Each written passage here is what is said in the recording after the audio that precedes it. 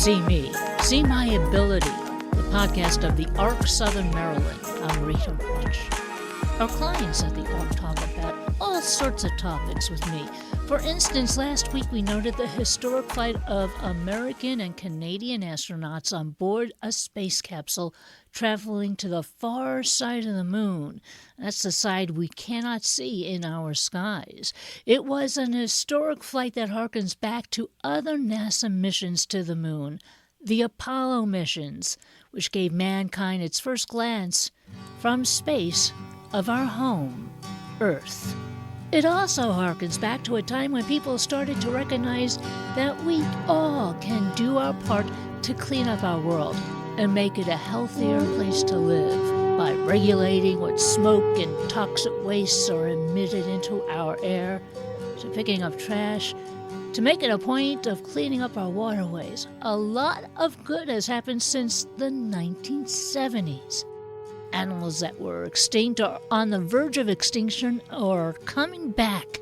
Some of our famous rivers and bays are safer now to swim in, all because of people coming together for major demonstrations and to do the work. And the major demonstrations, yes, made a difference. Earth Day. In fact, the music you're hearing under my voice was written in 1969. For 1970's first ever Earth Day. That's the rock group, the Turtles. Now, Earth Day is a day on the 22nd of April that we go around and we clean up things. Do you think you'll be able to go around and pick up garbage and put it in bags and make sure it gets disposed of? Yes, I say yes. Okay, good. What else would you like to do for Earth Day? Would you like to plant any plants or? A flower. You could plant flowers. And some sun come at the trees. Mm-hmm. And the grass. How would you like to clean up things for Earth Day? Plant some trees. Plant trees? Yeah. That's a good idea. We can always use more trees. Why are trees important, do you think? They clean the air that we breathe. That's great. Thanks, Mike. I would like to build a playground with instead of like rocks or anything on the ground, maybe use recycled tires or for the mat padding on the ground, and maybe different things for playground.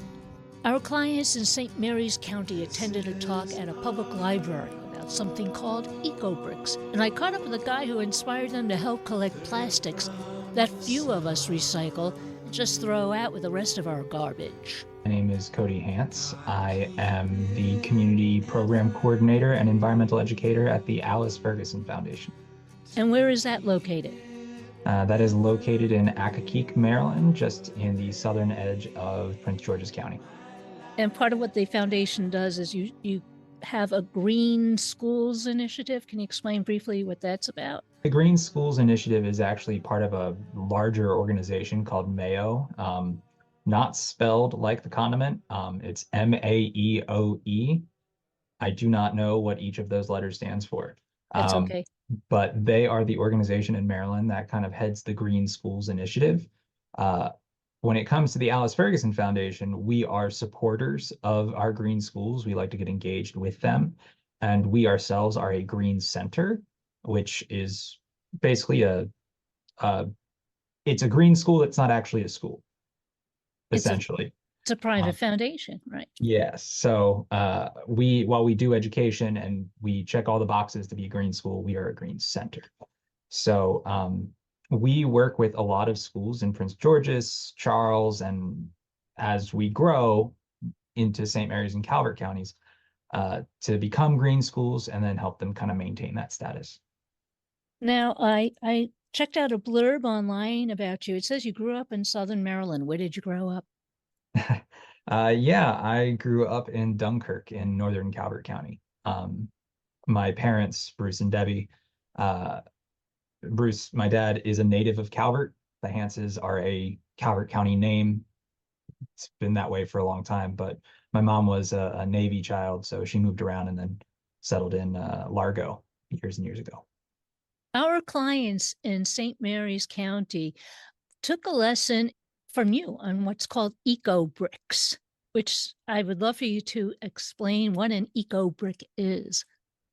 Yeah, absolutely. An eco brick is essentially a way for us to reduce how much plastic we're putting in landfills while also educating ourselves on just how much plastic we really use. The idea behind it is you have a pretty standard plastic bottle. Now, typically we'd say to recycle these things, but without diving too deep into that rabbit hole, plastic recycling is difficult, expensive, and not as successful as we want it to be. So essentially, I'm saying, hey, 1 out of every 10 plastic bottles, if you use that many, take one, and what you do, let's see if I have more examples.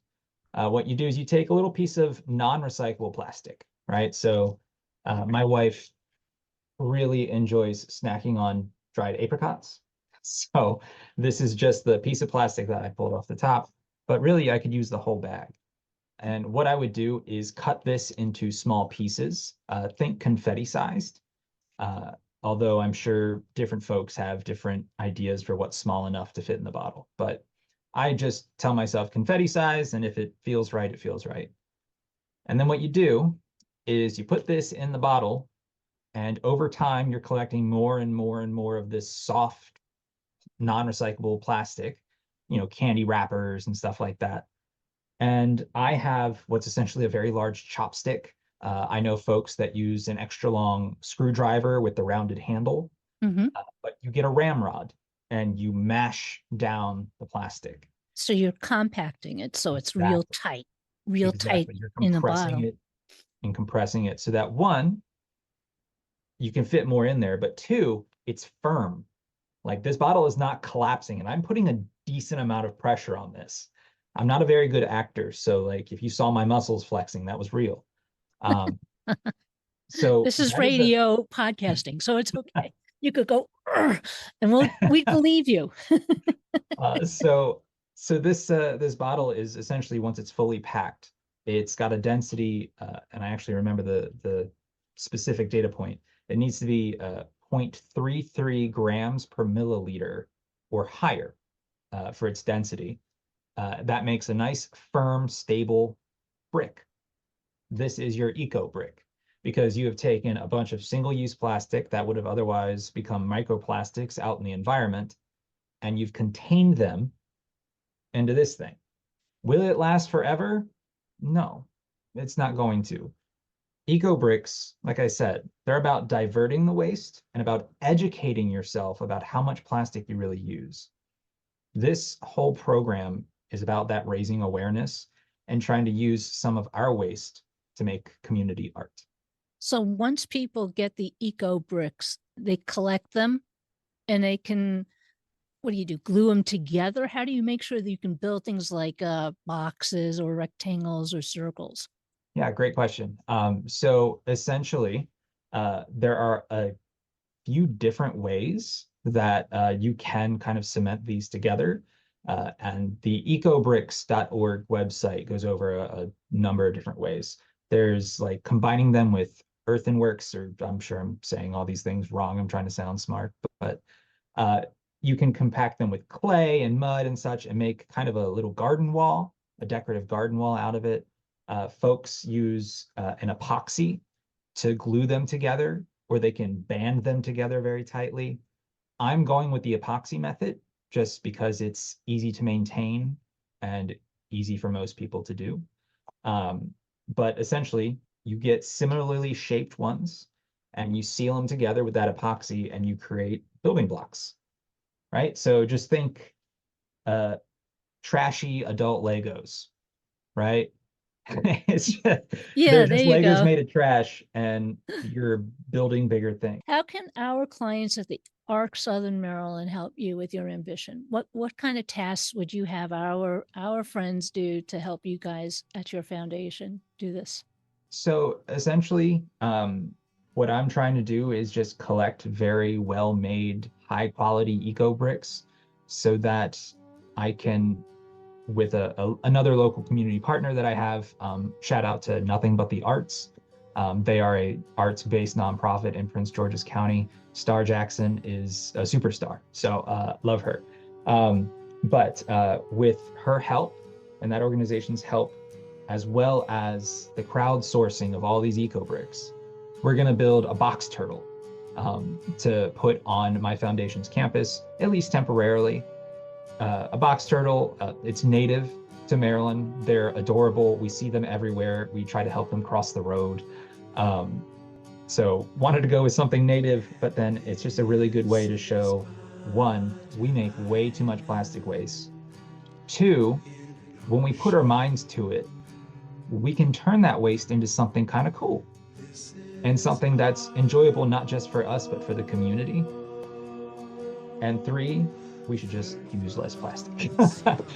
So how many eco bricks does the foundation need to get at least one turtle sculpture built? When I did my rough math, I needed somewhere between 200 and 300 bricks. Of the size of like the water bottle that the basic purified water bottle, 16 your basic ounce. Yeah. I would say your basic water bottle or your basic soda bottle that you pull out of a machine. Either one is the ideal size. But the bricks, along with some other cool pieces of, repurposed trash, we're going to make a cool turtle, and I'm really excited about it. Cody Hance at the Alice Ferguson Foundation tells his students to take their time collecting and compacting all those plastic pull-off tabs or bits and pieces of plastic packaging into those water bottles. It can be tiring. He suggests that you do a little bit at a time while you're listening to your favorite podcasts or watching TV. If you want to get in touch with him and offer him your eco bricks for his art project, email him at chance@fergusonfoundation.org, spelled chance, CHANCE, at fergusonfoundation.org. This has been See Me, See My Ability, the podcast of the ARC Southern Maryland. Find us wherever you download podcasts or listen by way of our website, arcsomd.org. ARC is spelled ARC. I'm Rita Rich.